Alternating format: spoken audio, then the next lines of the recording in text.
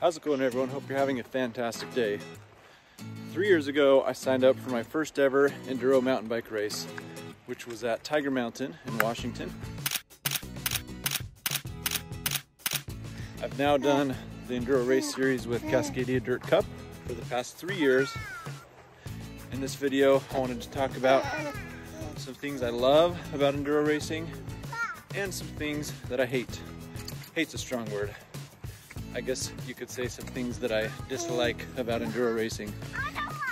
But I'm also going to offer some suggestions, some solutions to those issues that I might have to help anybody else out who is considering Enduro racing. Thanks for watching. Here we go.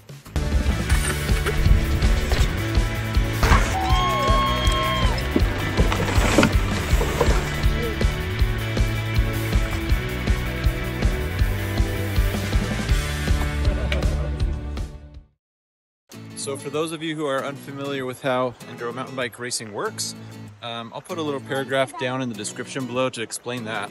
So the first thing that I've loved about Enduro racing is how much it's helped me progress as a rider in every aspect of riding. So first, you know, the stamina endurance aspect of it. When I started out in the sport category my first year, which is like intermediate, the days were maybe 12 to 18 miles long. The past couple years I've been in the expert category and the days have been 20 plus miles long, sometimes getting up to 27 miles with 5,000 or 6,000 feet of climbing. So that's definitely always been my biggest weakness as a rider, is the stamina and endurance aspect of it. Just those long days on the bike. So it's helped me progress in that regard, but it's also helped me progress with technical downhill riding. We get to ride blue and black and double black trails with roots and rocks, jumps and gaps. Obviously the types of trails you ride depends on which category you're in, but yeah, riding all different types of trails at high speeds, at race pace, has helped me progress a ton. You really learn how to pick good lines, maintain your speed, minimize mistakes, and become a much smoother and more efficient rider. So the next thing I've loved about Enduro racing is just the friendships and the camaraderie. The environment is just so cool. It's awesome to be able to ride with people who are just as obsessed with bikes as I am. Over the years I've been able to make some really cool friends and that I still now ride with and am planning riding trips with. So yeah, just a really neat environment, really encouraging, uplifting. Obviously there's a competitive aspect to it, but I feel like everybody's still super friendly and supportive of each other. So the next thing that I've loved is getting to ride so many new trails. Through these Enduro races I've been able to ride all throughout Washington, Bellingham, Darrington, Seattle locations like Tiger Mountain and Raging River, Olympia, even down to Hood River, Oregon. So it's just awesome that, you know, signing up for these races each year has kind of forced me to get out of my local area and check out some new trail systems. I absolutely love the format of Enduro racing. I think it fits my style as a rider really well. For a lot of us, when we're riding with our buddies, we pedal our way up the mountain at a pretty chill pace. I mean, you know, chatting with our buddies, pedal our way up the mountain. At least me and my friends, we're not trying to race each other on the uphill. But then we get to a downhill trail and we try to go fast and pick good lines and hit new jumps, new drops. So I feel like the format of Enduro, where it's untimed uphill climbing followed by timed downhill sections, is just perfect for my riding style. I really love the format. I feel like it's a really nice cross between cross country and downhill. You get to do a lot of technical downhill descending, but you also are required to pedal your way up. So it makes you a strong rider that way. So I think there are a lot of other little things that I love about Enduro racing, but those are kind of the main ones that I love the most. So if you have anything else that you love about Enduro racing, let me know down in the comments below. So let's move on to some of the things that I dislike So the first thing that I dislike about enduro racing is the time commitment. I have 3 kids and a wife and a pretty busy job in the healthcare field that can take a lot out of me and can be demanding at times. So usually the enduro races are over a weekend, you know, on a Saturday or Sunday. Sometimes they're 2-day races.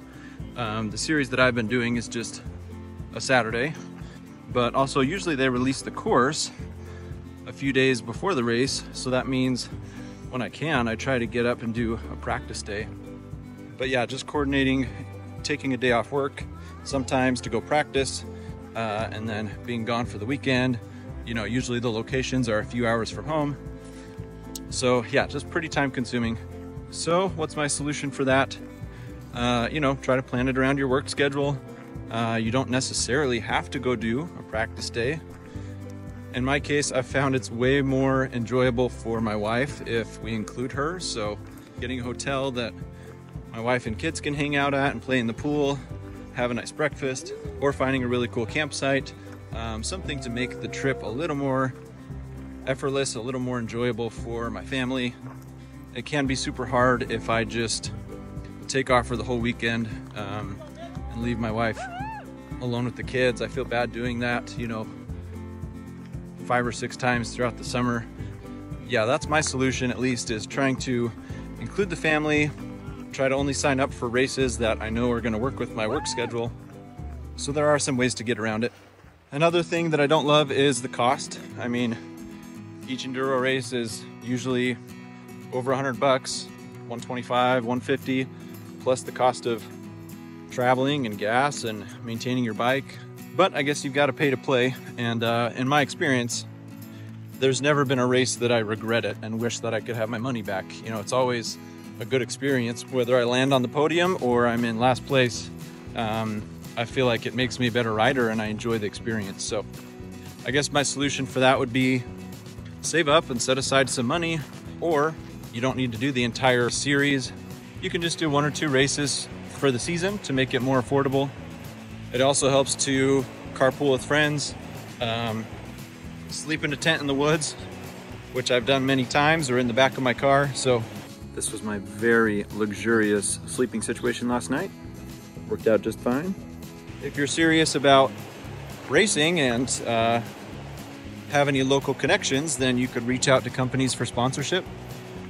Sometimes if you create content like YouTube videos, Instagram videos, a company might be willing to pay for one of your races in exchange for a shout out during your videos or putting your name on their jersey, stuff like that. Another thing that I actually like, but is very hard for me right now, is the training aspect of it. So I am not the type of person that can just go jump on my bike and ride 20+ miles and do 5,000 or 6,000 feet of climbing without any type of training. There are people who are just naturally are blessed with really strong endurance and stamina, and I am not one of those people. So man, it for me at least, it requires a lot of training and preparation, going on longer rides at least once a week, sometimes more, or waking up early to go to the gym and lift weights or do some cycling. So yeah, going back to my family, my wife, my 3 kids, my full-time job, man, it's hard sometimes to adequately prepare for these types of races. My solution to that would be, don't take it so seriously. I feel like I'm getting to that point now where I have to accept that I may not have as much time to train and prepare as other people. And so to expect a podium at every race of myself it's just unfair to myself. I think every person is different, every situation is different, but that's one challenge that I've faced. And my solution has been, don't take it quite as seriously, make it a fun thing. And even if you're not the most prepared as other racers there, you can still have a great time and do well. And then if you need to, get organized with your training, find a couple days a week that you can wake up early before work or go after work. Find a way to make it possible for you and your family.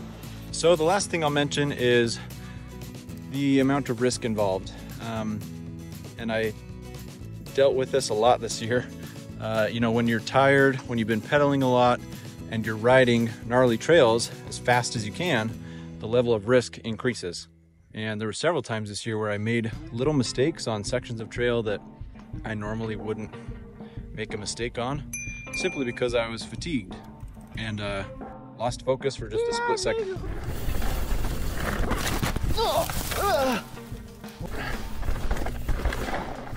Wow.